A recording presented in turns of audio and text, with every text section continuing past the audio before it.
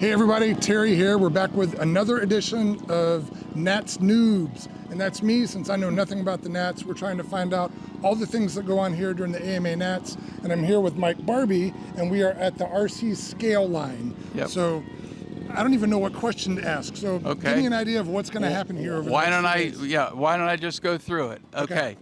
I'm Mike Barbee. I'm from Delaware, Ohio. And this is my 41st Nats.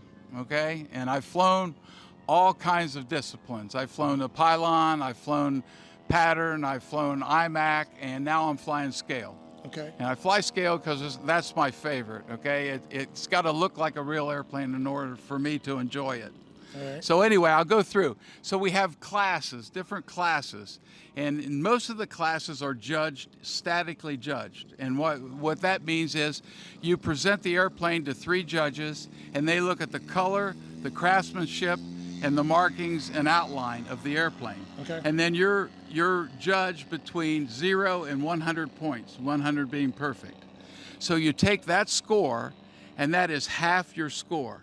The other half is your flying score, Right. which again, you pick 9 maneuvers, 9 airborne maneuvers. 4 are fixed maneuvers that you have to do. The takeoff, the figure 8, the flyby, and the landing are Okay. the mandatory maneuvers. And then you pick 5 more that the airplane kind of depicts, that the airplane would do in service. So don't do an outside loop with a Cub. Not an outside loop with a Cub. Okay. It would be impressive if you could do it, but the Cub would never do it. Okay. So that is the other 50% of your score. You combine the two, and that's your total score. The highest guy wins. All right. So Now, looking around, it looks like some of these models are scratch built and some are ARFs. Yeah, we have the ARF class, we call it, is what we call the Pro-Am Pro and Okay. Pro-Am Sportsman. So Pro-Am Sportsman would be the class for a guy that just brought a ready-made model out for his first time, and he would fly in Sportsman. The Pro-Am Pro has 2 divisions. This is going to confuse you. It has Division 1, which is the turtle division. That's the Cubs, the Stearmans, the Aeronautics, and stuff like that. Slow airplane. Okay.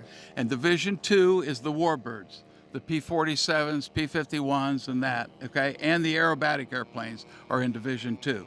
Okay. That separates them. So that gives you a level playing field for the guy to come out and fly, and then it's just your maneuvers, okay? So it's how well you do the maneuvers that you practice. Okay, so this competition's open to people of Oh, varying yeah. skill levels. Oh yeah, various skill levels, and we love it. We love to see it. You can fly a foam airplane, electric airplane, gasoline, glow airplane, any kind of mechanical type engines you can use here in this competition.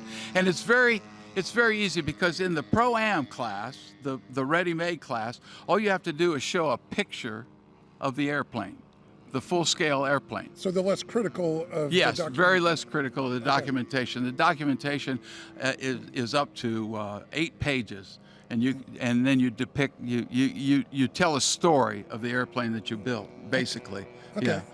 Now there's one other thing going on here. What's that? It's F4. Like a Okay, Phantom? that's an international class. Okay. And the F4 class is how we choose the United States team to fly in world scale competition. So the FAI International. International, right. Okay. So that has 3 classes. There's F4B, which is the control line guys. F4C, which is a class that's judged like we judge scale. However, the judges can take up to an hour to judge each airplane, okay? And they can get right on top of the airplane and look at everything. So it's very close. The other class, F4H, is from 15 feet, just like we do our sportsman scale here. So with the C, they can get their magnifying They get their glass and magnifying, they can right count up the and- rivets, they can, everything. Everything goes. Wow, they really scrutinize Yeah, it they now. really do. Okay. And for an hour. Look at an airplane for an hour and you'll find a lot of mistakes. I'll I bet. guarantee you. Yeah. So my airplane for F4 is F4H. Okay, that's the Fury over there. Okay. And I flew it in Romania last year for the World Championships. And this year I'm going to qualify with that to make the team, but I intend to fly a different airplane in the championships, and you're allowed to do that. Okay, good. Yeah, good. yeah. So I don't know if the camera's picking up on this. I'm sweating a little bit. It's hot out here. Yeah, it is. Is this good scale flying weather? Well, the density altitude is probably 3,000 feet. Okay. But the airplanes don't know it. Now, if we were flying a full-scale airplane, it'd be a different story. Okay. But these guys, they don't know. There are plenty of power, plenty of overpower, not too much underpower. Okay. Because you can always throttle back. That's right. Yeah. Okay. Yeah. All right. I think we've got the basics. Let's go watch some scale airplanes fly around. Thank Yeah. you, Mike. You're welcome. Good talking to you.